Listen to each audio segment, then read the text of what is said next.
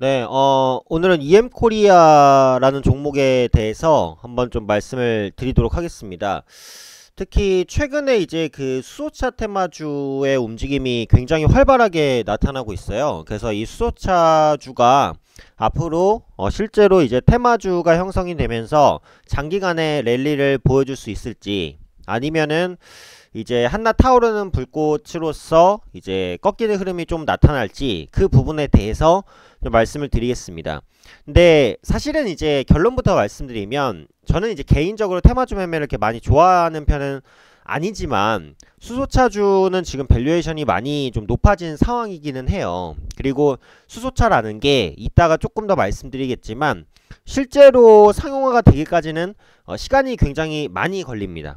전기차보다 훨씬 더 많이 걸린다는 말이죠. 그래서 그런 관점에서 단기적인 급등 종목에 대한 좀 주의 정도는 필요하다, 이렇게 이제 판단을 하고 있습니다. 우선은 이제 EM코리아가 어떤 종목인지부터 간단히 좀 설명을 해드리도록 할 텐데, EM코리아는 이제 시총이 한 2,600억 정도 되는 종목이에요. 그래서 그렇게 큰 종목은 아닌데, 그 주로 이제 공작기계 부품이라든지 뭐 방산 제품, 그리고 발전 제품이라든지 요런 그 기업, 요런 사업을 영위하는 기업을 인수를 했고요. 지금 영위하는 사업은 신생생에너지, 그리고 수소 연료 전지, 이것 때문에 이제 수소차 테마주를 여겼고, 그다음에 태양광 발전 사업이 이제 주요 그 영업 구조입니다. 근데 그 중에서도 공작기계가 절반 넘는 매출을 차지하고 있고, 실제 이제 수소 관련된 사업은 한 4에서 5% 정도 매출 비중이에요.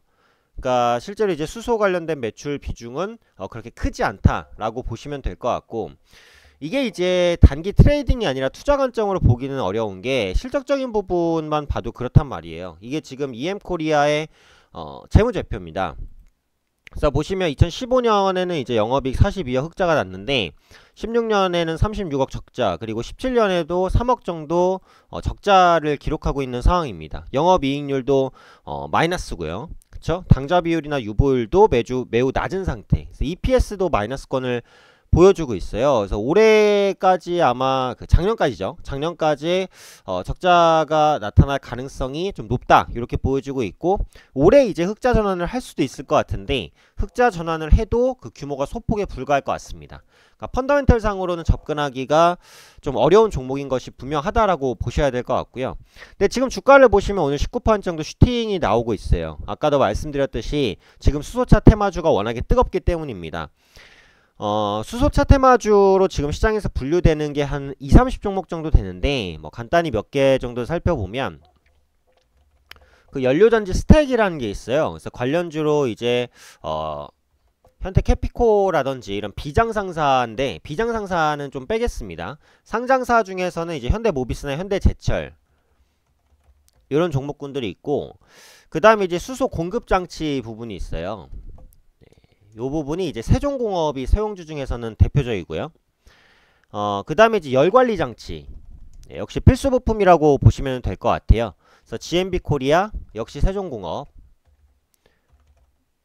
그래서 수소차로 엮일 가능성이 높은 종목이 이제 세종공업이라고 보시면 될 것 같고, 그 다음에 이제 수소 저장장치입니다. 여기 일진다이아가 속하죠.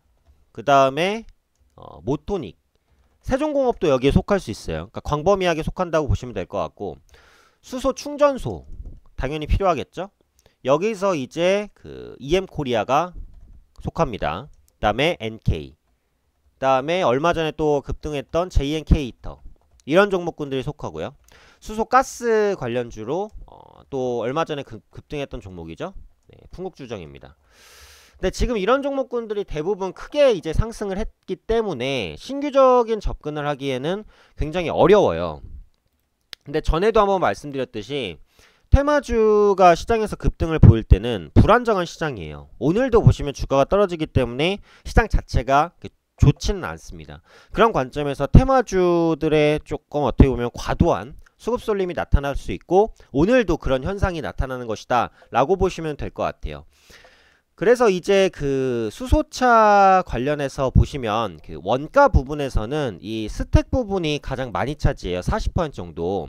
그래서 실제로는 스택 관련주가 가장 대장주로 보시는 게 맞고, 그 다음이 이제 수소 저장 장치예요. 그러다 보니까 이제 일진다이아나 모토니카 같은 종목군들이 매출 비중으로 보자면 조금 더 주목받을 수 있는 여건들은 형성이 됐다라고 보시면 될 것 같습니다.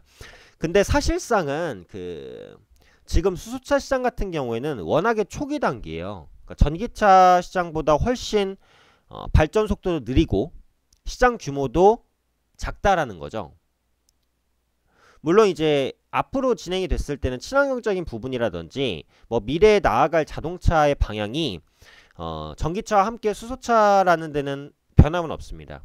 근데 실제로 이런 수소차들이 도로를 달리고 관련 기업들이 성과를 보려면 굉장히 많은 시간이 필요하다는 거고, 그 산업통상자원부에 따르면 2022년까지 수소차 보급 목표가 6만 대 정도예요.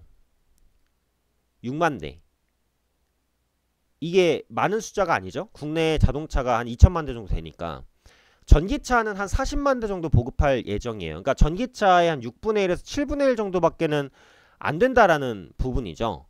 수소차 같은 경우 충전소도 매우 부족하다라고 보시면 될 것 같고, 무엇보다도 자동차가 달리려면 중요한 게 인프라입니다. 인프라.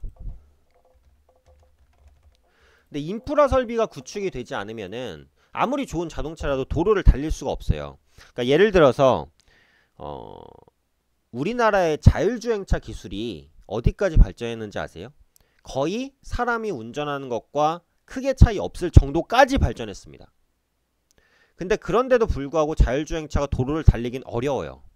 왜냐면 지금의 도로는 자율주행차를 위한 도로가 아니에요. 인간들이 운전하기 위한 도로란 말이에요. 그러니까 자율주행차가 도로를 달리려면 차끼리의 커뮤니케이션, 차가 신호를 인지하는 능력, 대인 인지 능력, 그리고 횡단보도 인지 능력, 이런 것들을 자율주행차에 맞게 세팅을 다시 바꿔야 된단 말이에요. 그럼 도로를 다 뜯어 고쳐야 되는데 그게 쉽습니까? 그렇지 않죠. 그렇게 어떻게 보면은 완성된 자동차의 형태가 있더라도 그게 실제로 도로를 달리기까지는 인프라를 구축해야 되고, 그 구축까지는 시간이 굉장히 많이 필요하다는 겁니다. 그래서 지금 수소차의 이런 급등은 일단은 단기에 그칠 가능성이 기본적으로 높기는 해요. 그러니까 시장의 모멘텀이 낮다 보니까 워낙에 이런 단기간에 이슈가 있는 종목군들로 수급이 쏠리고 있지만, 이 광풍이 그렇게 오래 가지는 않을 거라고 생각해요. 차라리 전기차주를 보시는 게 지금 투자 관점에서는 조금 더 맞다. 전기차 관련된 종목군들은 올해가 2019년이 성장의 원년이 될 것으로 봐요. 그래서 올해 같은 경우 작년 대비 2배 규모로 성장할 것으로 보지만, 수소차는 이제 성장하는 단계이기 때문에 시장에 대한 예측도 어렵고 시장 자체도 크지가 않습니다. 수소차가 달리기 위한 인프라, 아까 말씀드렸던 이런 부분들이 분명히 필요하다라고 이제 보셔야 될 것 같고요.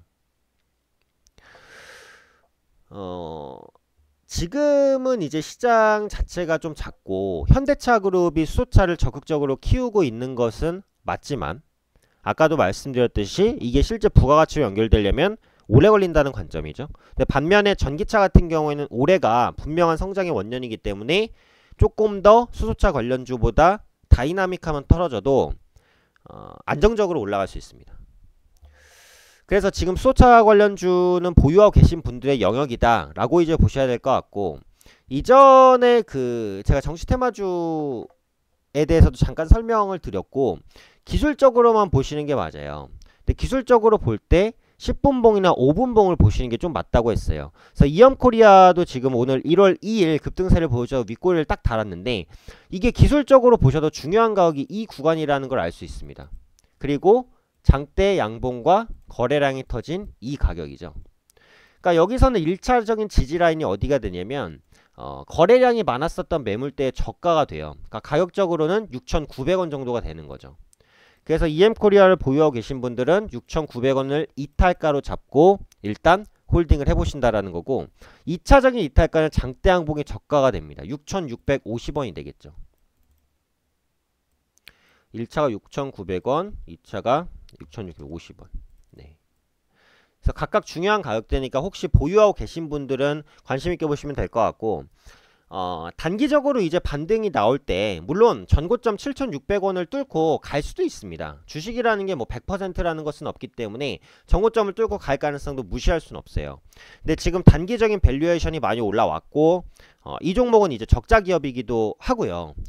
작년까지 아마 적자가 불가피할 것으로 보여지고 있고, 지금은 수소 관련된 사업 매출 비중이 앞전에 말씀드린 대로 4~5%밖에 안 돼요. 그래서 그런 부분을 생각했을 때 오래 보유할 만한 종목은 아니다라고 봅니다. 그러니까 수소차 관련주가 꺾이면 뭐 저점에서 다시 한번 올라올 수는 있을 것 같아요. 근데 지금 상황에서는 마지막 불꽃이 될 수도 있으니까 신규 진입보다는 보유하신 분의 영역으로 보시고, 조금 장기적인 성장 동력으로는 전기차주가 좀 더 나을 수 있습니다. 예를 들면 뭐 LG화학이라든지 뭐 삼성 SDI 이런 종목군들이 조금 더 안정적으로 올라갈 수 있고, 뭐 한 종목 보자면 이제 파워로직스 같은 종목도 그래요. 이 종목도 지금 전기차 관련주로 평가가 돼 있는데 차트 흐름상으로는 수소차보다는 훨씬 안정적이에요. 고점을 낮추고 바닥권에서 이제 올라오고 있기 때문에 뭐 파워로직스를 포함해서 전기차 관련주로 관심을 조금 돌려서 안정적으로 가시는 게 좀 낫지 않을까? 네, 그렇게 말씀드리도록 하겠습니다.